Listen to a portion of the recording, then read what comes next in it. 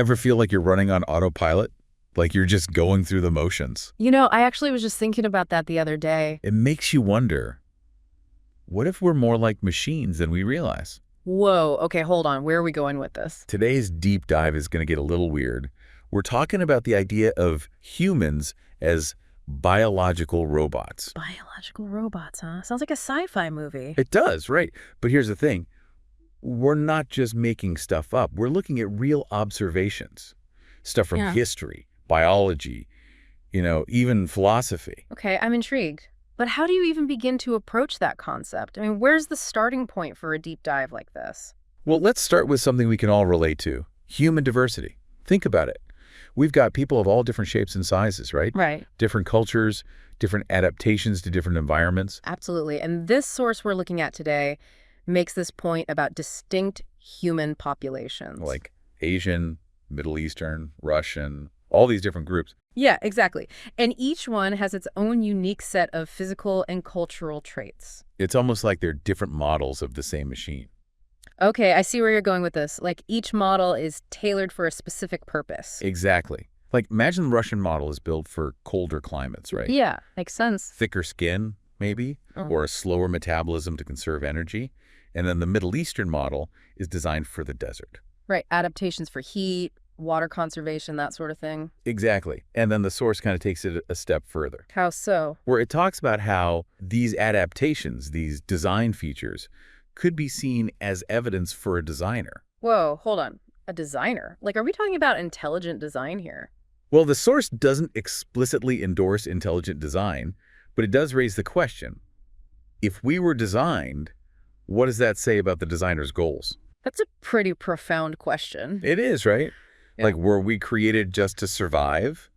Or is there something more to it? Okay, now my mind is officially blown. Right. And there's more. The source also talks about extinct human species, like the Neanderthals. You familiar with those guys? Yeah, of course. They lived in Europe and parts of Asia. And they were pretty similar to us, but they eventually died out. Right. So the source asks, what if they were like earlier versions of humans? Like an iPhone model that doesn't get updated anymore. Interesting analogy. So are we saying that modern humans are the upgraded version? The source doesn't explicitly say that, but it definitely makes you think, right? It does. I mean, extinction is a natural part of evolution. But sometimes the speed at which species disappear is a little suspicious, isn't it? It really is. Especially when you consider the possibility that someone or something might be intentionally upgrading humanity. Okay, now you're really freaking me out. But let's move on before I spiral. What else does the source say about this whole biological robot thing? Well, there's this one part that really caught my eye. It compares a hydraulic arm leaking fluid to a human bleeding. And it suggests that this comparison might point to a separation between our consciousness, our soul, and our physical bodies. Oh, I see. Like we're inhabiting a shell. Exactly. And this idea really resonates with me. Have you ever felt like your mind was operating independently of your body? It's funny you should mention that. I definitely have those moments where it feels like my thoughts and feelings are separate from my physical self. Right, like when you're lost in thought or having a really vivid dream. It's like that classic mind-body problem that philosophers have been debating forever. Are we just our brains? Or is there something more? Right, a soul, a spirit, consciousness, whatever you want to call it. It's a tough one. It really is. And the source doesn't really offer any answers, but it does encourage us to think about it. Yeah, it challenges us to examine our own experiences and see if we can find any clues. And I think that's really powerful. It is.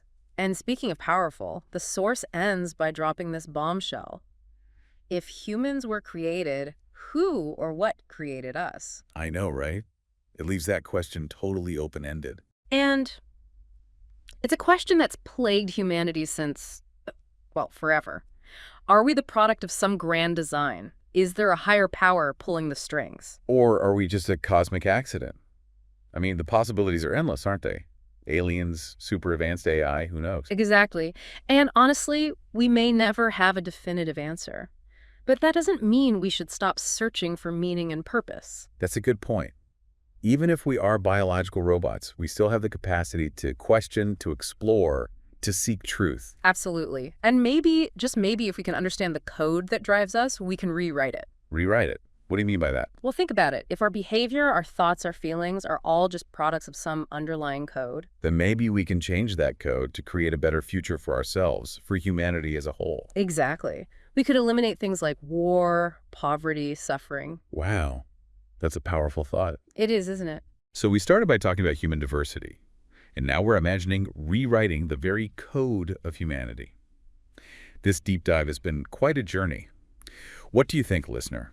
Do you see yourself as a biological robot? And if so, what kind of code are you running on? What would you change if you could rewrite it? Let us know your thoughts. We'd love to hear from you. And until next time, keep questioning, keep exploring, keep searching for truth. And remember, you might be a biological robot. But that doesn't mean you can't be an amazing one.